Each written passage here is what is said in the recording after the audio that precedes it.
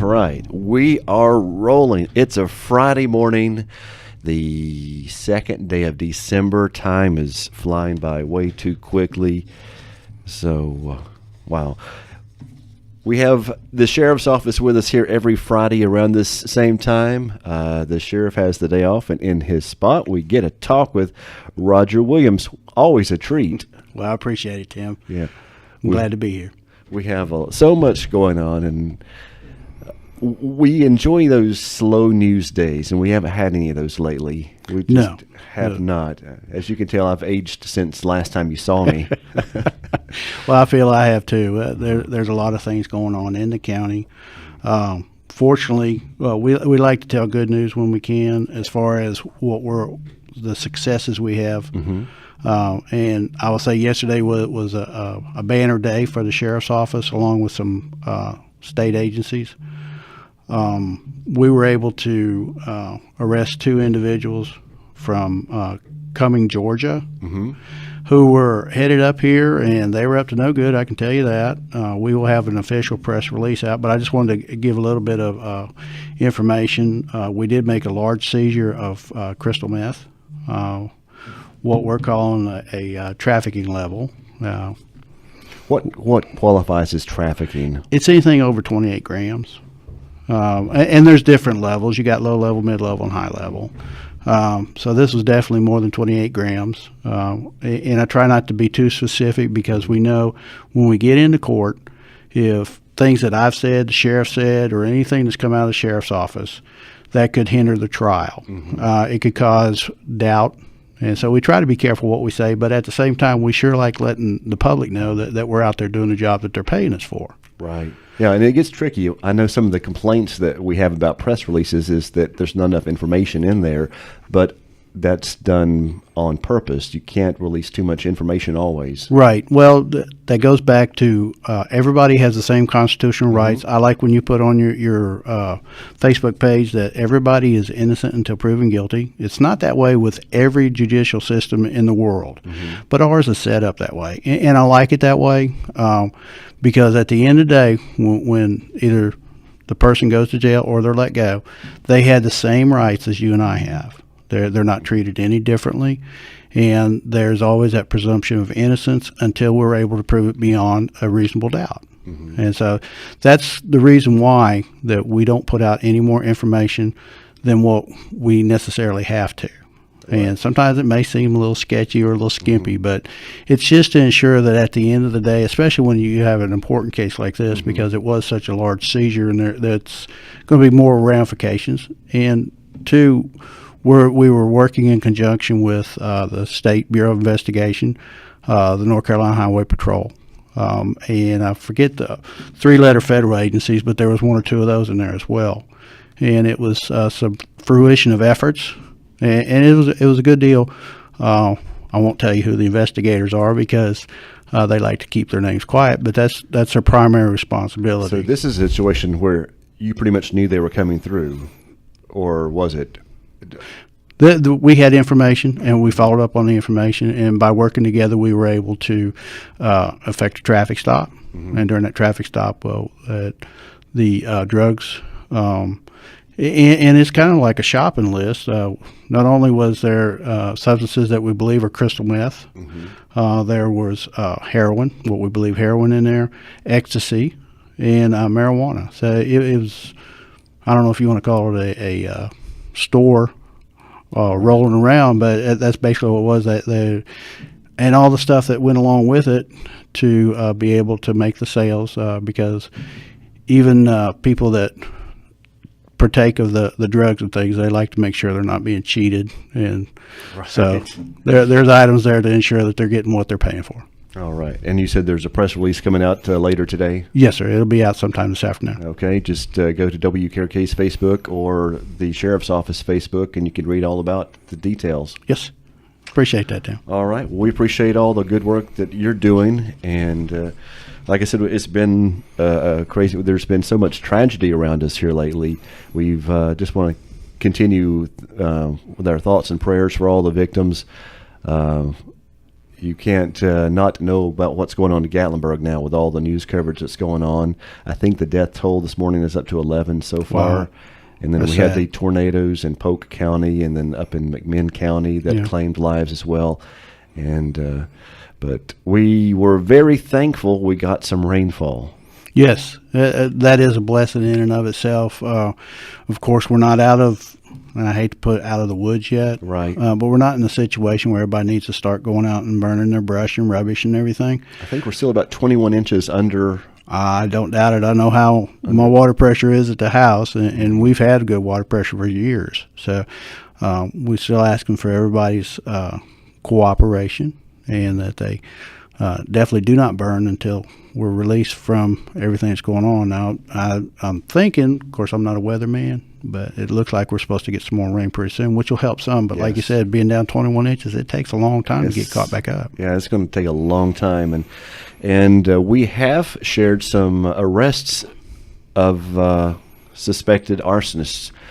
So far, none of them are our local area, unless you count Franklin. There was a man from Yeah. Franklin Yeah. that was arrested for setting 2 fires, and he apparently admitted doing it and said he was just bored. Yeah, and as you know, we house people that are being detained as federal inmates, or detainees is what they call them. And we did house this man for at least a night, and that he was taken up to the federal magistrate there in Asheville. And they're continuing on with that investigation. It's good work by the Forest Service. I mean, they put a lot of time and effort, and we got to be thankful for them. If people do have information, I know we post if people are bragging about setting fires, what's the best way they can get that information reported? A lot of times calling 911, and probably the dispatchers are going to start hitting me over the head. But if it's something that looks like it is an emergency, something that needs to be done right away, 911 is a good way. Of course, you could call the sheriff's office at 828-837-2589 and say that, hey, I've got some information. You can call, they had a hotline up. I don't know if it's still up. Of course, we have our tip lines. You could go to the main county webpage and get to the sheriff's office, and there's a little hyperlink that you can click. It says submit a tip. As soon as you click it, it puts it so that I get the emails, and we get those out as soon as possible. Or you can call our tip line. And off the top of my head, I can't remember that one. I can't either, but I'm glad that you include that on all the bottom of all your press releases, because that's always good to have. Is if people read a press release about an arrest and to gather more information about this, that's a great way for folks to contact your office. Well, it is, and the recordings there, I get the privilege of listening to a lot of those, but they are also monitored by other people in the sheriff's office. So if I'm out, the information is taken care of, hopefully in a timely manner. We've had people just call and say, hey, I had this happen, and I don't know which investigator to get a hold of. There again, that's a good way to get hold of us. It is, we call it the tip line, but it's a good way just to leave and say, hey, I need to talk about this. And we've gotten some good information from there, things that we were able to follow up on cases. And we always appreciate the public's input, whether it be through the tip line or through, sending an email to us, whatever they need to do, because, everybody knows me. They know I got white hair, and they know I'm a cop. They're not going to turn around if they're doing something wrong necessarily and say, hey, I'm doing something wrong. Right. So we do appreciate the public's input. And it has helped out so much. I know even Sheriff Holland in Franklin, with the arson arrest there, he said that was paramount, is the community involvement in those tips. That's what led them to arresting the man who had admitted to setting the fires. Exactly. We always try to get the community, and we're pressing more for that in different things. But the community's involvement, because there are a lot of times they're the eyes and ears that we don't have. We're not able to get out there. If we had 50 officers on the road every single day, every single hour, there would still be somebody get away with something. You have to be in the right place at the right time, and that's basically impossible to be everywhere that things are going on. Right. It sure is. So unless you just put a badge on everybody in the county, That would be the sheriff, not me. I mean, all right. Things have definitely. How long have you been working in law enforcement? Well, I got to surprise the second grade class the other day, and they asked me how long I've been working, and I'm proud to say that I've been working for 35 years. 35 years. And the good Lord help me and keep giving wonderful. me strength. You know, I'll work on for a while longer until I'm not needed or I become a burden. Because we can when we get a little bit older. Of course, I can say that because I am older now. But if we ever are in the way, then somebody needs to be gracious and say it's time to do something else. 35 years ago, what did you start out doing? Actually, I started for the University of South Alabama as a campus police officer. Mm-hmm. Enjoyed it, but then I got pulled into actually narcotics work at a city or municipality, and then I just worked from there. I've done it in the military. Enjoyed that. Got to go through Operation Desert Shield, Desert Storm, and work with some really great guys. I have a lot of respect for the Marines. Not that I don't have respect for all of them. Right. All the branches of service, each one are equally skilled.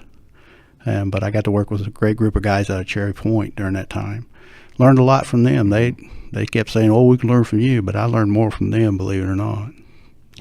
So 35 years, that's a good long time. And it scares me because I've been in radio for 25 years. Now that seems, and I still think I'm a young guy. Oh yeah, But, heck yeah. But the gray is kind of starting to tell me I'm delusional. Well, I know Solomon said something about white hair and wisdom. So Wisdom. That there is you what go. I'm going with here. Yeah. I have more wisdom than I used to. Well, we have to learn. We can't move as fast, and we can't do as much because our bodies do age. Good Lord just made us to run for so long, and we can do things to try to run a little bit longer. But What are some of the biggest changes in technology that you use today that you didn't have 35 years ago? oh gosh, It's a world of difference, I know. It is. And I kid, my son works with us, and I kid him sometimes because he says, "Oh, this belt's heavy." Well, and I tell him, "Well, gosh, the radio I had probably weighed as much as your belt. It was we called it a brick. It was a Motorola, and it was big. The flashlights back then, rechargeable flashlights were not that common, so you'd carry a 4D cell mag light. That was the big light at the time. I'm sure Streamlight had theirs too.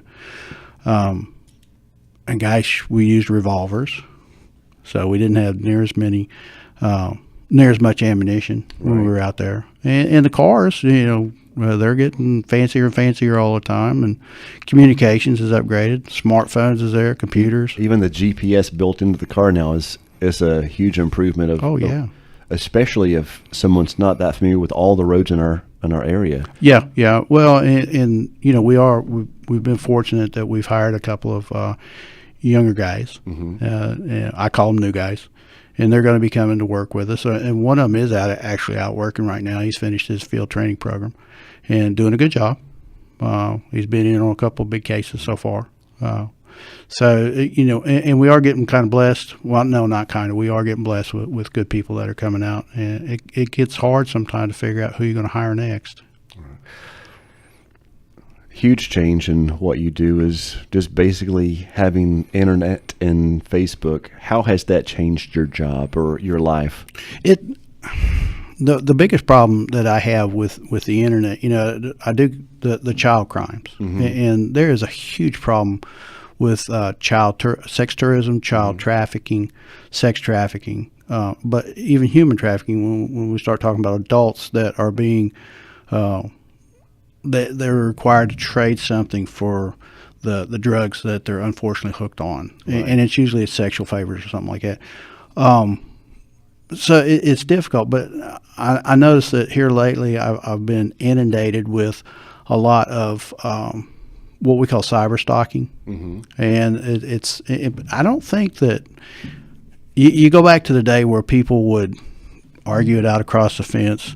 They knew better than to put it in the newspaper, but the internet, because it feels like it's so anonymous, and because of that anonymity, we feel like we can just post things and get away with it.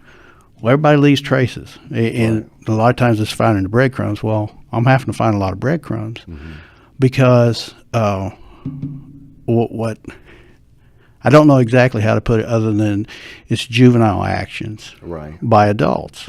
And everybody's case is important. When they come to the sheriff's office, it may not seem like that it's important, but it's important to them.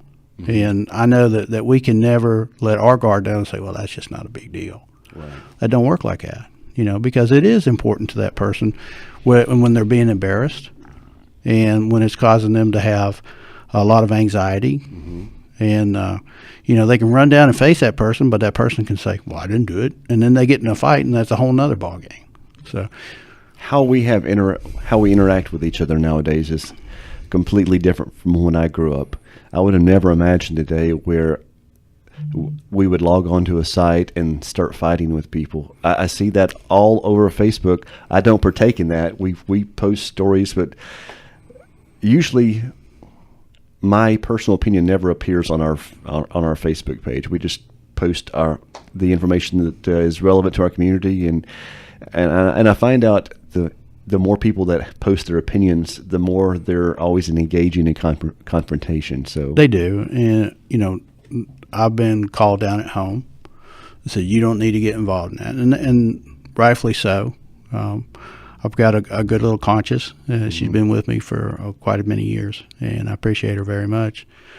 But, it sometimes it is hard. I'm sure it's hard for you to sit down and see something that you may feel strongly about, but if you post that, you're going to create a whole new sidebar. And we'll go back. I'll bring it up. The Zika virus thing.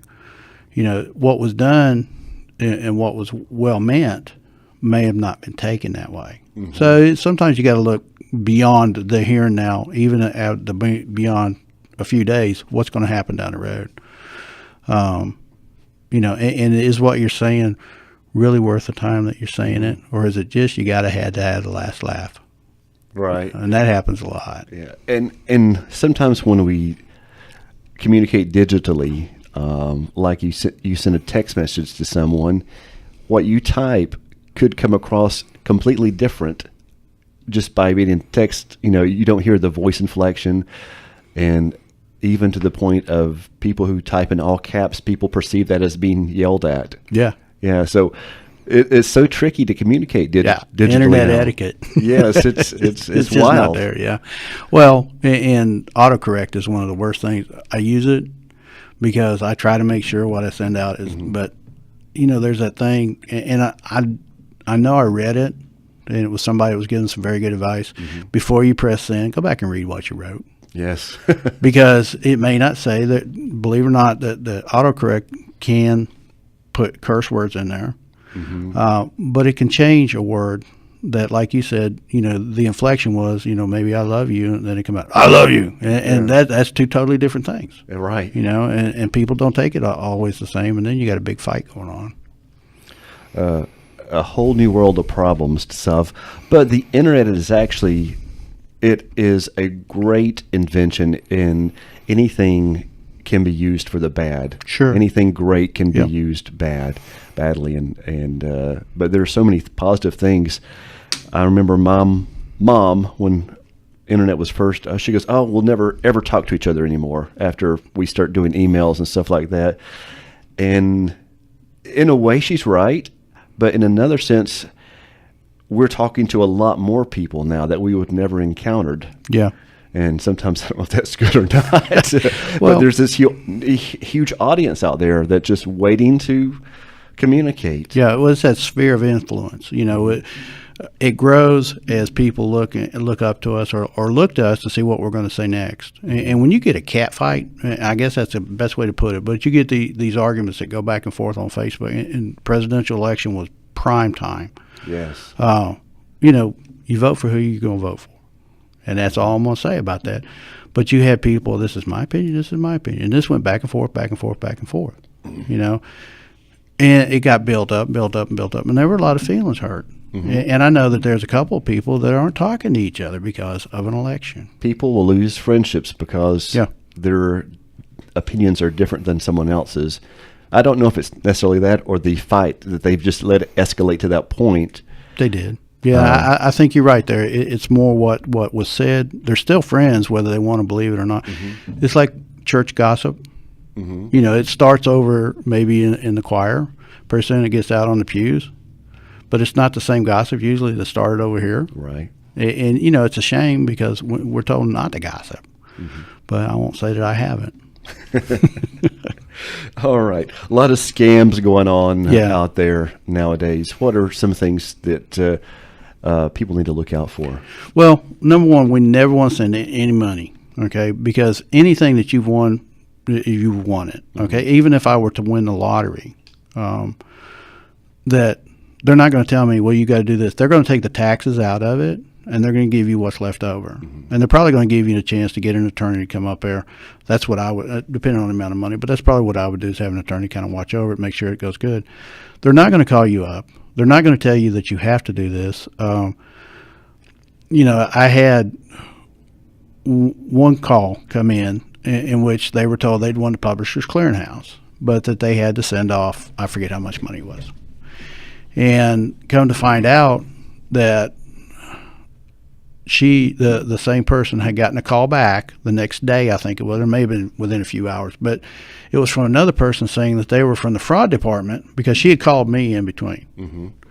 And she said, I thought, because she called me back after she got off the phone with these people the next day or so, and she says, I thought you had contacted. I said, no, ma'am. Well, they had all my information, and unfortunately, the only information they had was what you could have got out of a regular phone book or off the internet. I remember phone books. Yeah, well, a lot of people don't. Because I asked, I said, I had one lady ask about how to shut down the calls coming in. Mm-hmm. I said, do you know how to put call blocking on your phone? She said, yeah, I looked it up in the phone book. So, you know, it's still in there, believe it or not, which is good, if you get them. I know that it's getting a little more few and far between that the phone books are coming out. Yeah, and they're getting so thin now. Yeah. So many people have dropped their landlines and gone to cell phones, which are unpublished, and you can just see the evolution of the telephone just by picking up a phone book. Yeah, I think that they're more for the older citizens. Mm-hmm. Really, you know, because we learned that's where you go to get your telephone numbers at. But unfortunately, when I'm sitting at my desk, the first thing I'll do is pull up usually Google search, mm-hmm. and I throw in there, I'm looking for such and such, and usually one of the top hits that come up is what I was looking for. That has really revolutionized how we find information. It's hard to, and it wasn't that long ago that we didn't have Google or any search engine. There are other search engines out there, but Google seems to be the one on the top of everybody's mind. Yeah, well, unfortunately, you know, you've got the dark net, which I tell everybody to stay away from. Mm-hmm. And that's the area where you really do get into some bad people, and they can really, really screw your computer up for a long time. But they've got all kinds of different search engines down there, believe it or not, and depending on what you're looking for, you know, you'll be able to find it in not too long. So if they want, erase the dark net out of their mind. But know that if they decide to go out there, it's a world that sometimes I'm not able to help them get out of. Mm-hmm. So. Wow. All right, cyber stalking. You touched on that a moment. Is that a problem locally? Yeah, it is both for my juvenile victims, mm-hmm. as well as some of my adult victims. And we pursue them. We aggressively pursue them, whether they be the juvenile or whether it be the adult. Sometimes paperwork gets to be part of our problem but as I said earlier, you leave breadcrumbs when you go on the internet. All right. And I can find you. It may take me a little bit longer, but I will find you. And that's when we get to talk to the judge. There are a couple of problems that sometimes people share too much about themselves. They do. Online, on their Facebook. I guess there's other media, Twitter. They just, and then there's the parents that have no idea what's going on with their kids. Yep. The kids have smartphones, and they know tricks that adults don't know. Yep. Well, and you know, it's just like anything. Kids are going to talk to each other, mm-hmm. and you know what works for one is going to be spread to the other, and then pretty soon, well, this is how I was able to do this. So, and they are so adept to technology where we may not be.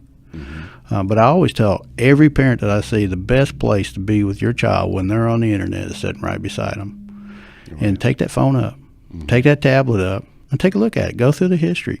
And there's programs out there that I know kids use that are intentionally to deceive the adult if they were to get the phone in their hand. They hide information. Yep.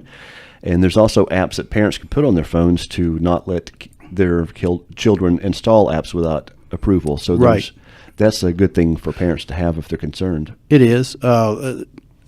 There's a lot of, I know one called Covenant Eyes, and I like it because the word covenant means that we're making a promise. We're promising each other. So you have a covenant partner. Well, in this case, you've got a child and a parent. So whatever that child is doing is being sent to the parent's computer. So they can kind of head off something before it gets too far down the road. And there's all kinds of, if you look, you can find all kinds of internet filtering software. If you go in and you just do a quick Google search, it'll tell you how to set up restrictions with all the different browsers so that you can make them more difficult for them to get into areas where they can't get out of. And I don't mind that, or my youngers, even my olders know that although Snapchat says that it's disappeared, it's still on the phone. And once I get the phone, I can pull those images back up. And, that can be very embarrassing if you done something that you weren't proud of. Right. So. And there's the person on the other end that could easily just take a quick snapshot before a screenshot or whatever. So. And then, that goes into a whole new thing called sextortion. And this is really getting prolific, not just around here, but across the United States. I had posted out a friend of mine by the name of Kevin West that I worked with when he was with the SBI. I worked with him, and he had posted about a young man that had, I believe it was 150 victims. And basically what that is they will somehow entice, usually children. I have seen it happen with adults, but they will entice them into sending a nude photograph or a picture of them doing something that they shouldn't be doing. And then they will extort either more photographs, money, or whatever they can out of them. It can go way down south where they're having to do things that they shouldn't be doing. Right. To pay this person off. Now, the good thing is at the federal level where they have more punch is they're starting to say, hey, let's work these cases a little bit harder. So, and I can say that we're working a couple here in Cherokee County right now.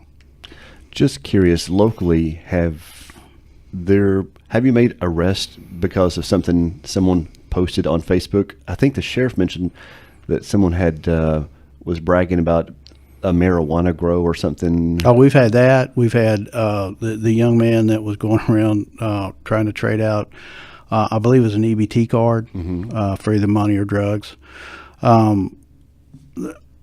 We're working a case right now where we're getting information that's coming in, and it's off of the social media. It's not just Facebook all the time. It's other social media. We learn where people are, and we'll go in there and we'll look at it. And again, if they shut their sites down, that's fine. They're not putting it out there. We will get to it if they're out there enough. What about stolen property? There's a lot of yard sale groups that post pictures. Are you able to recover anything? We have. We've used it two directions. One, we've seen things like going through and just be cruising through and see something and say, I think that come from a case. And sure enough, it did. We've also put it out there and say, hey, we need people to look for this. And sure enough, they'll come back and say, hey, this is where it's at. And it led us to where we could solve the case. What kind of success do you have when you do share like camera photos, security camera, saying looking for people with information about this person? You've done that several times. Yeah, and I'd say we're at probably about 75 to 80%. Wow. Sometimes the photos are such poor quality, there's nothing we can do with them. And we put the best that we've got. I will say that. But we've gotten a lot of things, hey, that's so-and-so. Hey, that's so-and-so. And a lot of people may not be able to recognize the person's face, but they know like clothing that they might be wearing or the vehicle that may be posted. Like, I know where that vehicle is.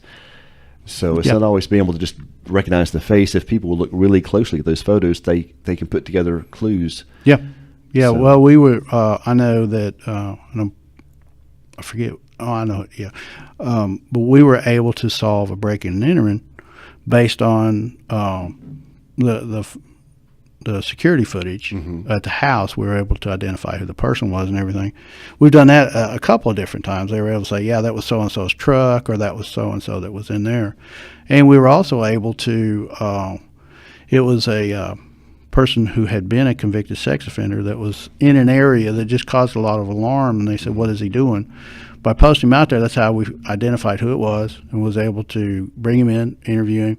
He had a legitimate reason for being where he was, and just explained that sometimes that they cause a lot of caution or cause a lot of concern, and he understood. Right. Wasn't happy, but he understood. It is what it is, right? It is. All right. And I guess finally, we'll talk about volunteer. What kind of, how can people help the sheriff's office? We, well, computers has become the life of the sheriff's office, and we are a couple of things. Well, I mentioned in working with the sheriff on some ideas of we have, I want to say 69 registered sex offenders that need checked on. We would like to check on them every month. And if there are some people that maybe prior law enforcement, they could come in and talk with us. There's going to be some criteria there, but we would be kind of like having a not necessarily sheriff's posse, but community outreach or community type officers that would go out and just knock on the doors and ensure they're there. We're also looking for people that are computer literate.